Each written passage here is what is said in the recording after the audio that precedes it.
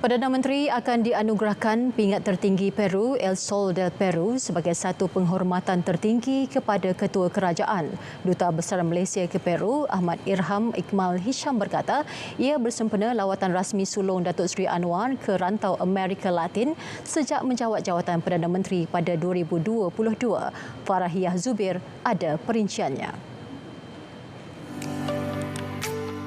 Perdana Menteri dijadual tiba di Lima, Peru pada 13 November ini bagi menghadiri mesyuarat pemimpin-pemimpin ekonomi APEC AELM yang ke-31 yang berlangsung bermula 14 hingga 16 November 2024. Beliau akan diiringi Menteri Luar Negeri Datuk Seri Muhammad Hassan, Menteri Pelaburan Perdagangan dan Industri Tengku Datuk Seri Zafrul Tengku Abdul Aziz, Timbalan Menteri Perairan Tenaga dan Transformasi Air Akmal Nasrullah Muhammad Nasir dan Timbalan Menteri Sumber Asli dan Kelestarian Alam Datuk Seri Huang Tiong Si. Pada lawatan rasmi ini, Datuk Seri Anwar dijadual mengadakan pertemuan dengan Presiden Peru Dina Ercilia Boluarte Zegarra di Istana Kerajaan Peru bagi membincangkan kerjasama dua hala di antara kedua-dua negara. Status hubungan dua hala, bidang perdagangan dan pelaburan serta meneroka kerjasama baharu dalam industri halal, pembangunan infrastruktur, pendidikan dan budaya bagi mengukuhkan hubungan persahabatan di antara kedua negara.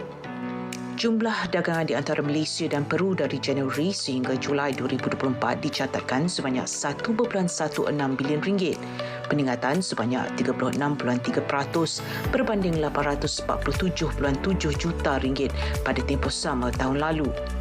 Selanjutnya, Perdana Menteri juga dijadual mengadakan perbincangan meja bulat dengan Kapten Industri Peru bagi mempromosikan peluang perniagaan khususnya dalam sektor tenaga boleh baru dan industri digital.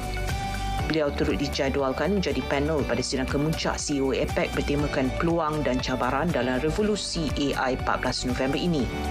Selain menyertai dialog tidak rasmi pemimpin APEC dengan tetamu dan dialog pemimpin ekonomi APEC bersama Majlis Penasihat Perniagaan APEC (ABAC). Pada sesi pemukiman AELM pula, Perdana Menteri akan menyampaikan intervensi Malaysia. Beliau juga akan mengadakan pertemuan dua hala dengan rakan sejawatnya dari ekonomi APEC yang lain termasuk Jepun dan New Zealand.